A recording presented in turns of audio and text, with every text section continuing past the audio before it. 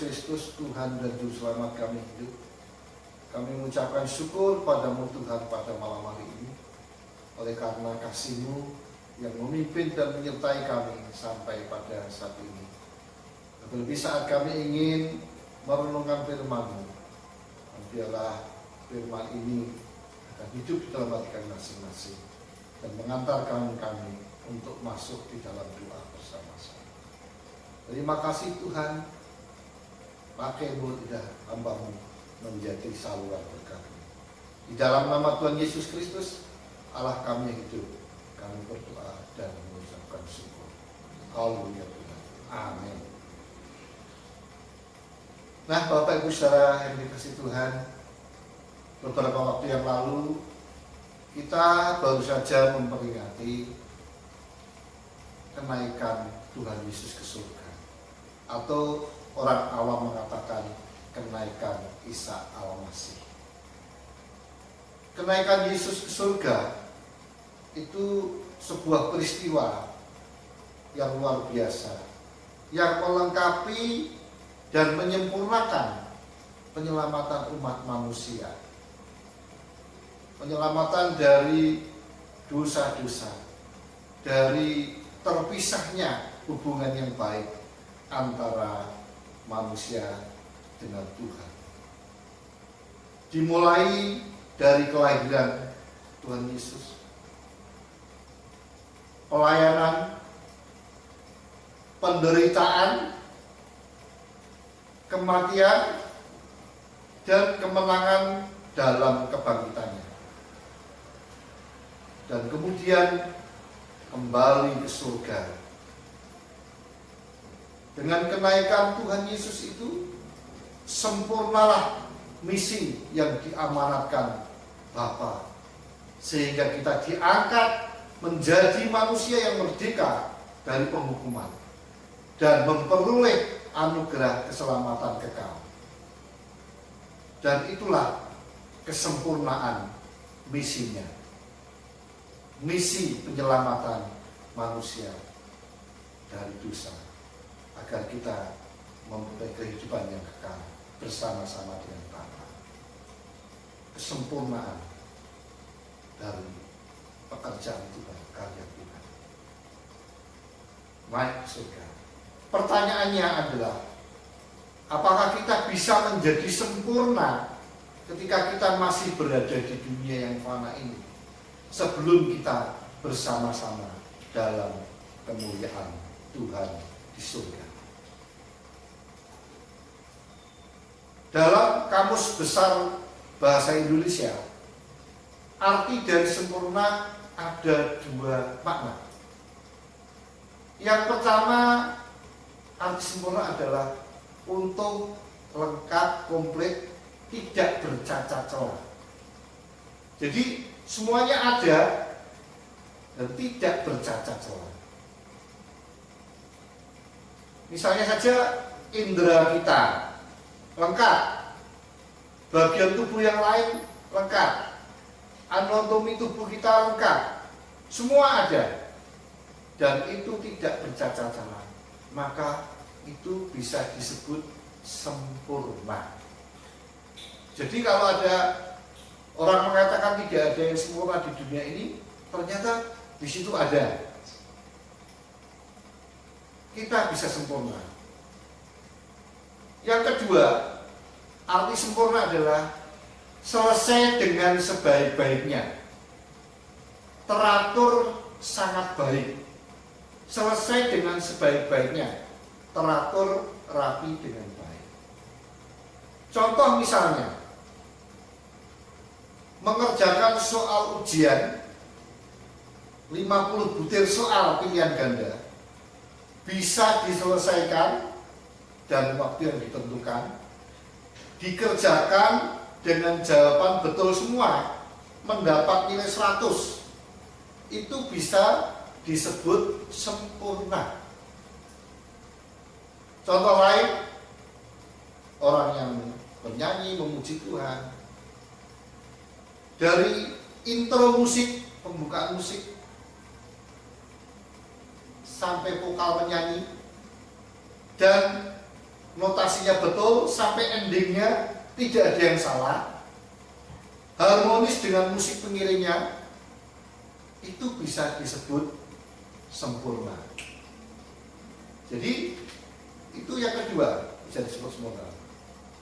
Jadi sempurna itu bisa diperoleh baik dalam kehidupan duniawi maupun kehidupan rohani. Banyak kehidupan duniawi yang bisa diperoleh secara sempurna. Nah, sekarang bagaimana dengan kehidupan rohani? Apakah kita bisa juga sempurna?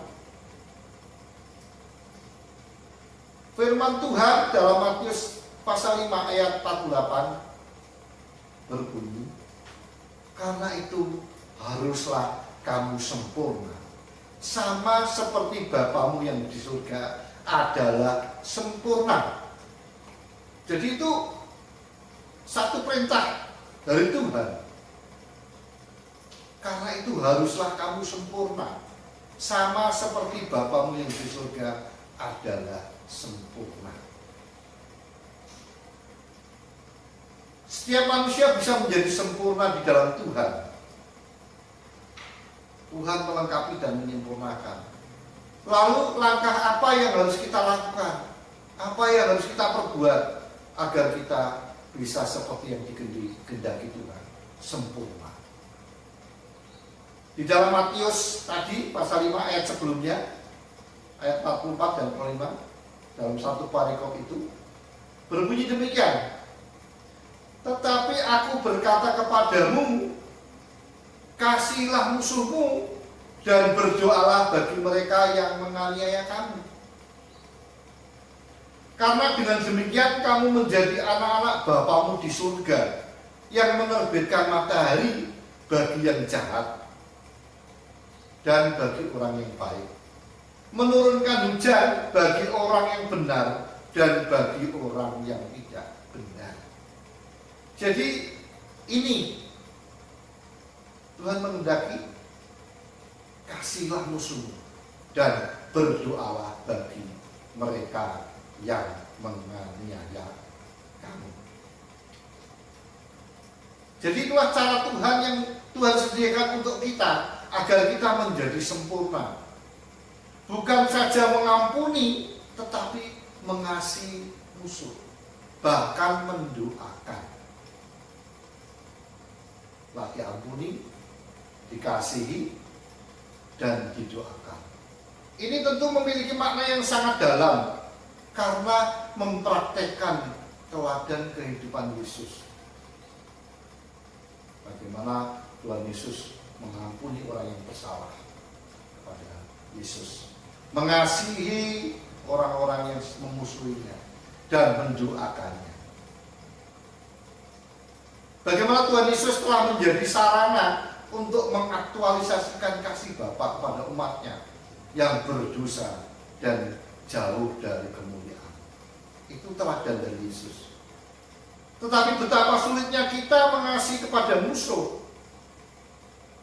yang adalah mata ganti mata, nyawa ganti nyawa. Balas dendam adalah cara mudah untuk memuaskan amarah kita.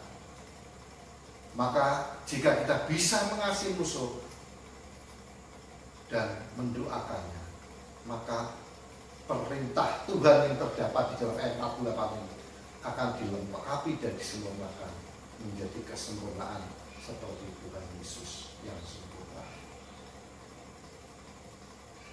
Ada satu pujian tadi, kasih pasti lemah lembut, kasih pasti memaafkan, kasih pasti murah hati, kasihmu Tuhan. Nah, jadi itu kasih itu pasti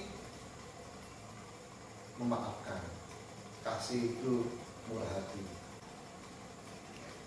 Jadi seperti itulah kalau kita bisa mengaktualisasikan kasih kepada setiap orang, apalagi kita mengaktualisasikan kepada musuh, bahkan mendoakan, itu menjadi bagian yang sangat indah seperti yang dikehendaki Tuhan.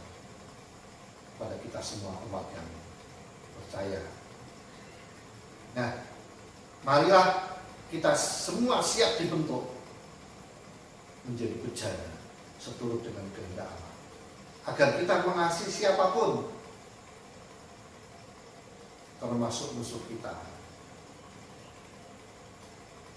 Bahkan kasih itu bisa terus menjadi satu bagian yang tak terpisahkan dari kehidupan kita. Di dalam 1 Korintus pasal 13 ayat 13 dikatakan bahwa yang tertinggal adalah iman, pengharapan, dan kasih. Yang terbesar adalah kasih. Jadi kasih ini sungguh-sungguh menjadi bagian yang terpenting dan dominan di dalam kehidupan orang percaya. Sehingga kita kalau bisa mempraktekkan kasih ini sungguh luar biasa, dan itu akan disempurnakan oleh Tuhan, sempurna seperti Tuhan. Dan supaya kita bisa mengasihi dengan sungguh-sungguh, mari kita siap dibentuk menjadi bejana Tuhan. Dan saya akan memuji Tuhan dengan menyanyikan bejana.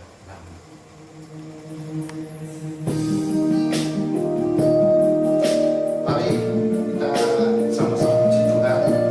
Bejana siap dibentuk untuk dapat mengasihi siapapun juga, termasuk musuh kita ini, dan mendoakannya seperti harapan Tuhan kepada umatnya.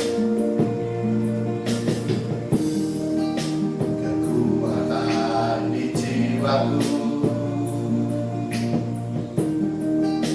ketenangan batinku,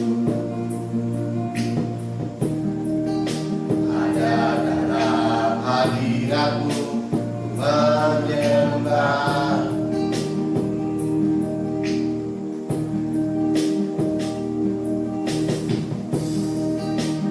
Sungguh di kakimu,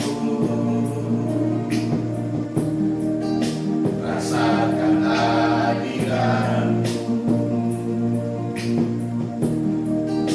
takkanku melepaskanmu, percaya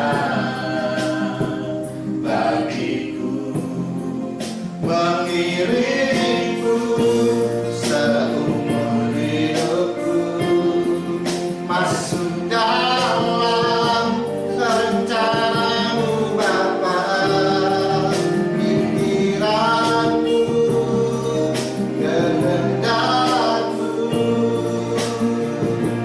ku serahkan padamu harapan.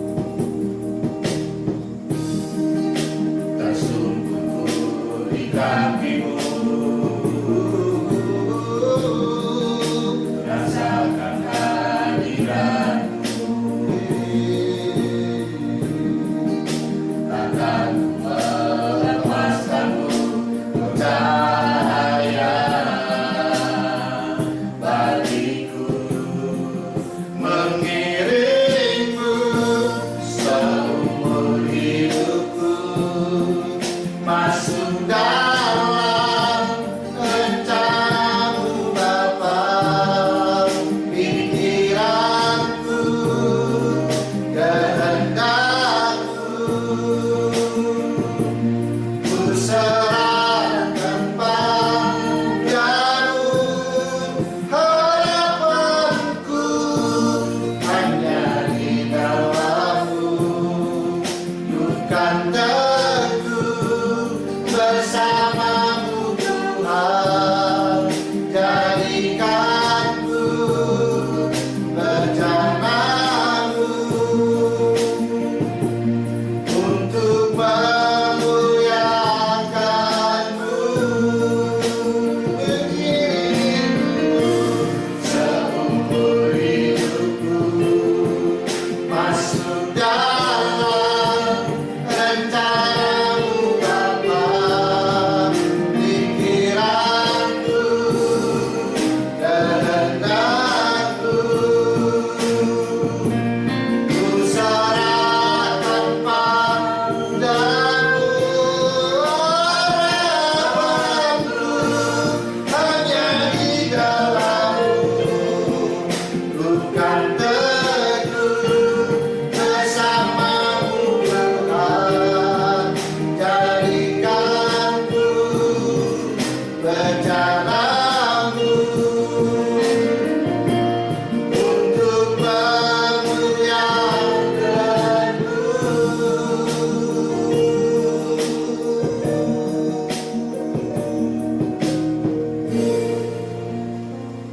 Demikianlah kita sudah bersama-sama memuji Tuhan, kita sudah sama-sama mendengarkan firman Tuhan.